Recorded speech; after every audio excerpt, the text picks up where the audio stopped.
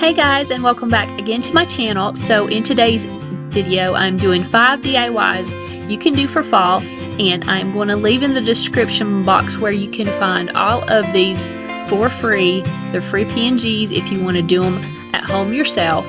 So these are just 4 signs, and also at the end of the video I'm going to show you how I made this cute little pumpkin. So the first sign that I made was this welcome to our patch, and all I did was just take a 5.5 inch board, and I got this at Lowe's, and it's a 1x6. It's actually 5.5 inches by 3/4 inches, and I cut it 24 inches long, and then I painted it with this Satin Canyon black paint that I got from Walmart. And I'm just using this little stencil brush, which is all I had at the time, but it worked okay for this project. You'll probably want to use something else if you paint your board. So I just painted the complete board, and I let it dry for at least a couple hours. And then I put on this little stencil that I made with the Cricut maker, and I will link a description above where you can check out a video of exactly how I do all of my stencils and all of my vinyl decals. And then I printed out some different colored vinyl stickers of pumpkins, and I put them on there as well. And I'll also link a video up above where you can check out how I layer different colors of vinyl if you're interested in learning that. So then I just pulled off the backing and I stuck it to my sign.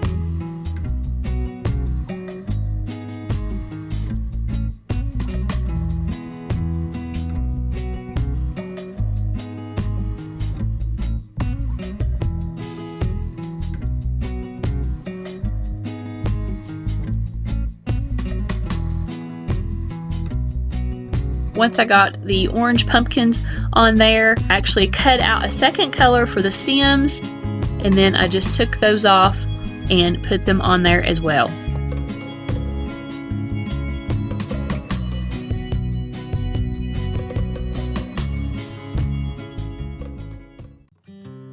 Then for the second fall sign, I used this pumpkin patch design, and I used this hardboard from Lowe's to make the back part. And this type of material you can just score and break it, and you don't need a saw to cut it to size. And I'll leave a description of everything I'm using in this video down below.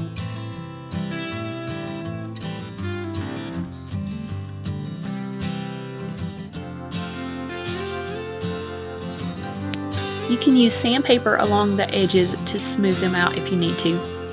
Then I painted it a flat white paint. Again, I'll put all the brands down in the description box. Using another vinyl decal on this sign, but if you don't have access to Cricuts and you can't print out decals, a neat trick is just to print out the image from your computer. Then you can Mod Podge it to your sign, then let it dry overnight, and then just use more Mod Podge again in the morning over the top, and it really turns out actually pretty great. So to make the frame, I'm using 1x2 boards. I got them from Lowe's, and they're cut to 9 inches long. I 45'd the corners with a saw, and I stained the frame using Minwax stain in the color Jacobine.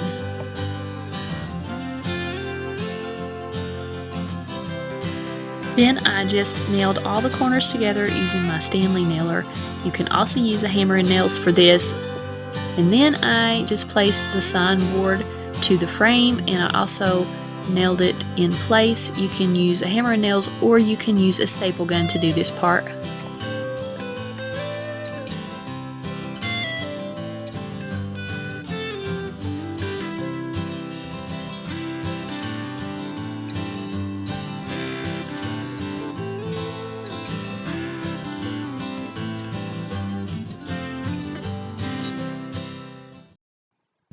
For the next sign, I used a 12x12 board.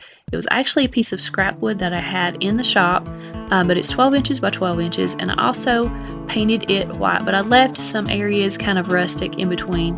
You can see some of the lines are showing. And then I just printed off a stencil using the contact paper and my Cricut machine.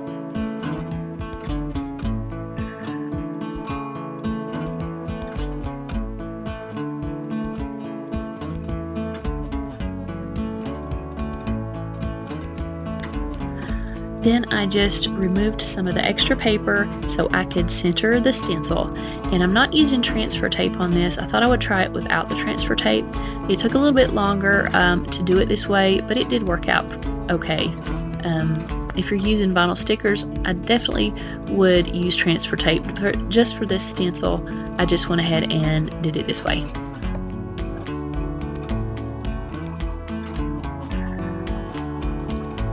So I'm using a couple different paints for this. I'm using Waverly chalk paints.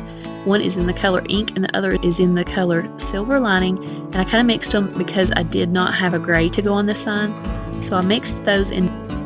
Then I stenciled on the paint using a wedge sponge from Walmart.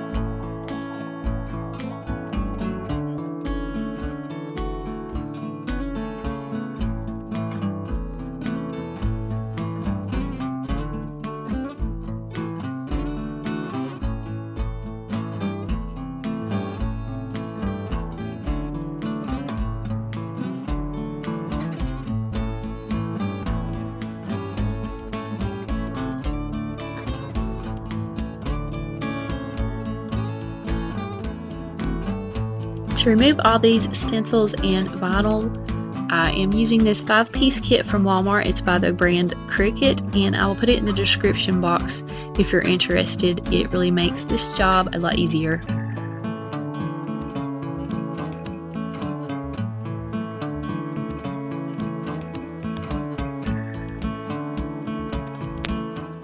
So for the last sign, this is another pumpkin patch sign, and it has the arrows and the leaves. I'm using an 18.5-inch long board, and this is 5.5 inches wide as well. I'm using the Waverly chalk paint in silver lining to kind of give this a light coat of paint, and then I'm using another pumpkin patch stencil. All of these stencils or all of these designs I'm going to leave in the description box where you can find all these.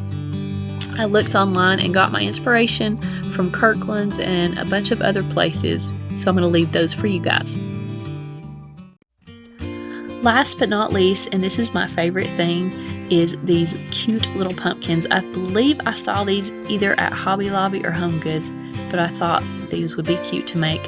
So I just used these scrap pieces of plywood that I already had in my building, but you can cut them to a width of 2 inches wide, and all the lengths I'll also leave down in the description box below so that you can make this too. So I just cut them all to these different lengths and stacked them into the shape of this little pumpkin. Then I flipped them to the back side and marked the centers so that I could keep them in line when I went to glue them together.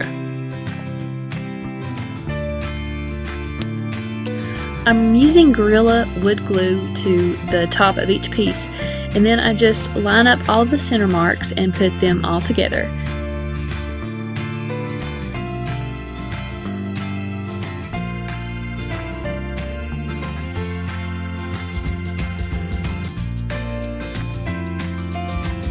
And I also use clamps to hold the pieces tight.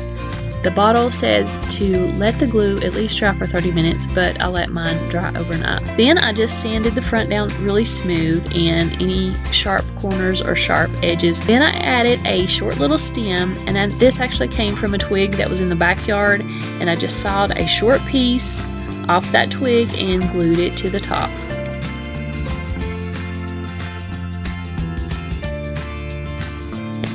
So that is it for this video. I hope you enjoyed it, and I hope you got some inspiration and ideas for doing fall decor this year. I hope you guys will subscribe to my channel and check out more videos upcoming in the future.